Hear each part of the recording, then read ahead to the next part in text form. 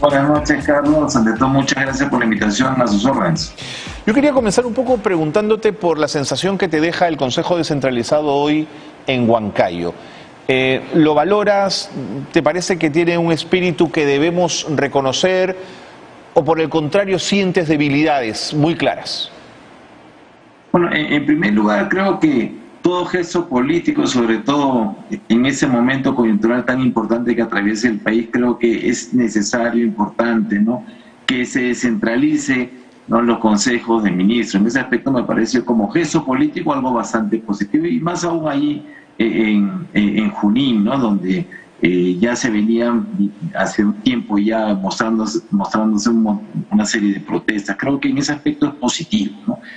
Creo que el tema de descentralización va mucho más allá de simplemente consejos descentralizados. Sin embargo, creo como gesto me parece bien. Ahora, más allá del gesto, un poco ya aterrizando en el mensaje como tal, la verdad que quedo sorprendido al básicamente observar, ¿no?, en ese momento un ejecutivo, ¿no?, que promete el oro y el moro, ¿no? Y además con políticas, de mi punto de vista, por supuesto, más parches que sistémicas, ¿no? Entonces, como entendemos nosotros, pues si queremos realmente recuperar el agro y obviamente hacer, como no, que los emprendedores pequeños de la agricultura familiar, por ejemplo, tengan la posibilidad realmente de cumplir con algo tan importante como la seguridad alimentaria interna, por lo menos del país, obviamente eso se tiene que ver de forma sistémica, y como se ha planteado, particularmente me parece pues un engaño, muchachos, ¿no? Sin embargo, lógicamente esperemos que eso no sea así, que realmente eso tenga cierto nivel de repercusión más adelante, aunque yo particularmente lo veo complicado. Ahora, mañana, por ejemplo, se ha anunciado también un consejo, me parece, descentralizado en Puno, ¿no? Maravilloso en ese aspecto, y pronto entiendo yo que creo que a finales de mes también en el norte peruano. A mí me parece eso muy bien, pero por ejemplo, ¿cómo me gustaría escuchar mañana, por ejemplo, en Puno, que se hable, por ejemplo, de nuestras potencialidades, como por ejemplo, no solo del uranio que tenemos allá, sino fundamentalmente el litio, ¿no? Y cómo puede ser el país realmente para generar una política de desarrollo económico, pero que sea sostenible en el tiempo, ¿no? Tenemos el potencial, tenemos la ventaja comparativa. ¿Cómo haremos? ¿Cómo hará ese gobierno para transformarla realmente en una ventaja competitiva, tomando en cuenta que es que vivimos básicamente en la era del conocimiento y se nos viene, por ejemplo, el tiempo de las baterías, de los carros eléctricos, etc.? Entonces, podemos usar ese material, pero realmente ahí en cosas concretas, específicas, donde lo que nos gustaría ver realmente al gobierno ser un poco más claro, específico, más que qué se va a hacer, cómo es que se va a lograr. Ok, ahora, lo que estás proponiendo, que me parece absolutamente sensato, es que el presidente ponga sobre la mesa su proyecto de país. El proyecto de país que le debe proponer a todos los peruanos. Pero, ¿cómo hace un presidente que se siente acorralado para tener la libertad de hablar de futuro, si en lo inmediato tiene que vencer 800 resistencias?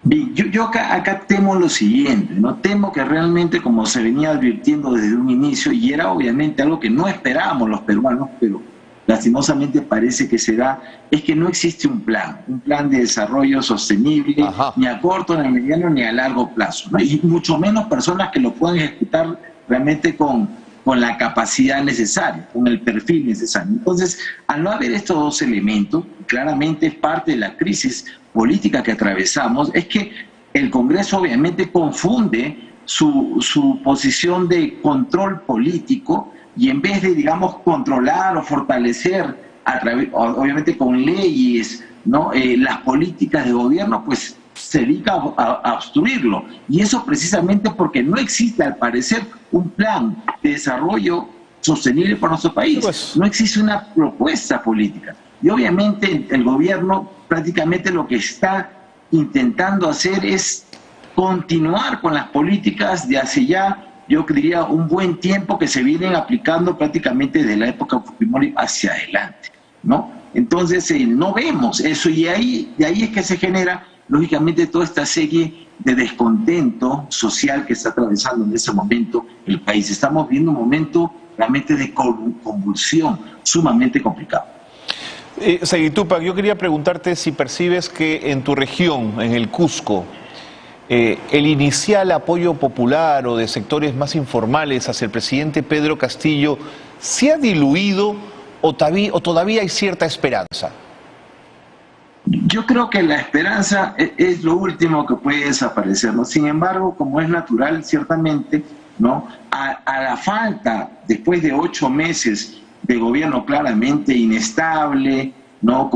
En un clima permanente de incertidumbre, a la falta de un plan, a la falta de medidas realmente que acaben directamente en el bolsillo de las personas, y en medio, por supuesto, de toda esta coyuntura mundial con los precios de los commodities, claro, etcétera, etcétera, a la falta de eso definitivamente, ¿no?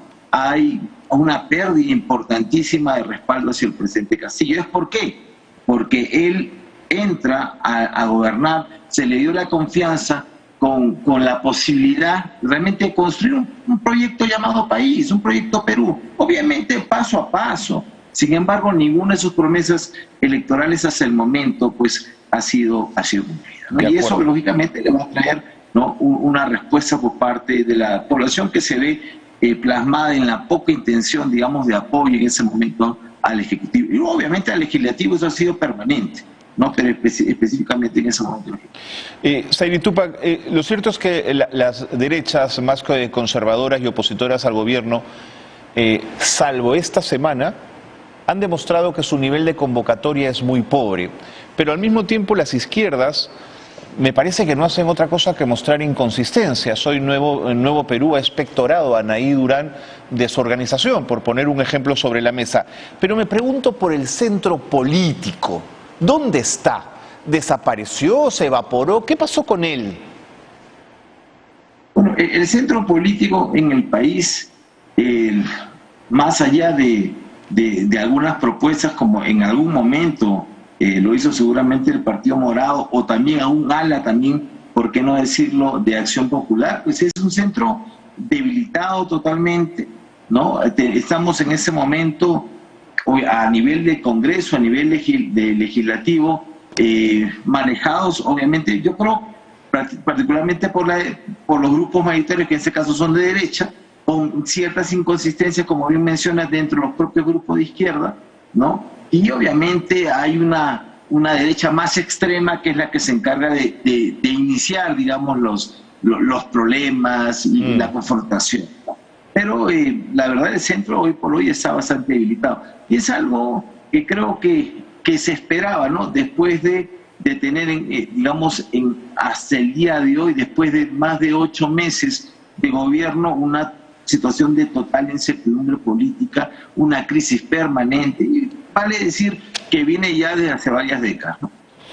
¿Qué te parece este pedido que recién se ha aceptado, esta moción para solicitar la renuncia del presidente de la República? ¿Qué evaluación te genera? ¿Renuncia el presidente? Sí. Particularmente yo creo que esa situación no se va a dar, ¿no?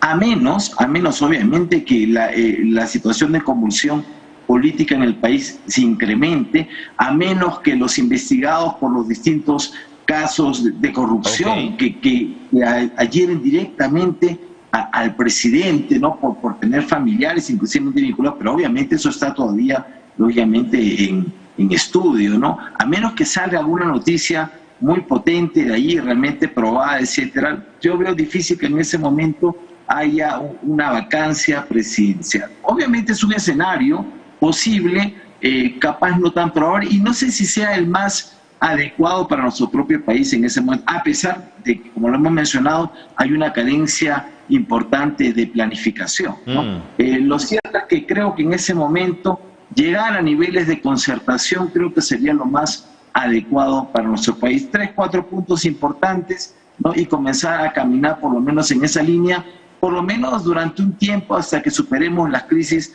no solo políticas, sino fundamentalmente la económica. Said Tupac, una última consulta. ¿Cómo hacemos entonces? Porque en medio está la gente, en medio está la población, en medio de esta disputa, para poder encaminar el fastidio y la sensación ciudadana de hartazgo, ¿no es cierto? ¿Dónde encontramos los puntos de encuentro a nuestras discrepancias? ¿Cómo llegamos a acuerdos mínimos? Yo creo que primeramente el presidente Castillo debería realmente rectificar los errores que ha venido cometiendo de forma recurrente, ¿no? en encargar, ¿no?, distintas carteras sumamente importantes a personas que realmente no cumplen con el perfil. Tiene que rehacer ese mea culpa inmediatamente, desaforar a esas personas y comenzar a trabajar seriamente por el país. ¿No? Eso sería una gran señal que creo que de alguna manera podría elevar ciertos niveles de consenso, ¿no?, inclusive con la derecha de nuestro país. De acuerdo. Eso en primer lugar. Eso es lo que para cerrar, por favor, Said Tupac. Obviamente sacar no tantas medidas paliativas como lo que está haciendo ahora, ¿no?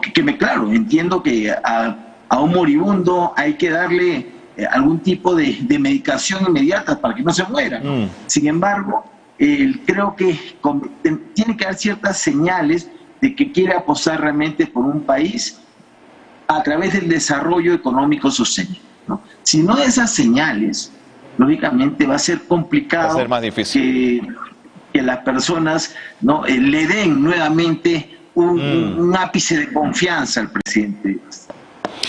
Said Tupac, quiero agradecerte muchísimo que nos hayas acompañado esta noche. De verdad que ha sido muy interesante escucharte y lo que queríamos era eso, tener también a especialistas, académicos, politólogos de regiones que nos den su punto de vista de cómo están viendo la situación de nuestro país.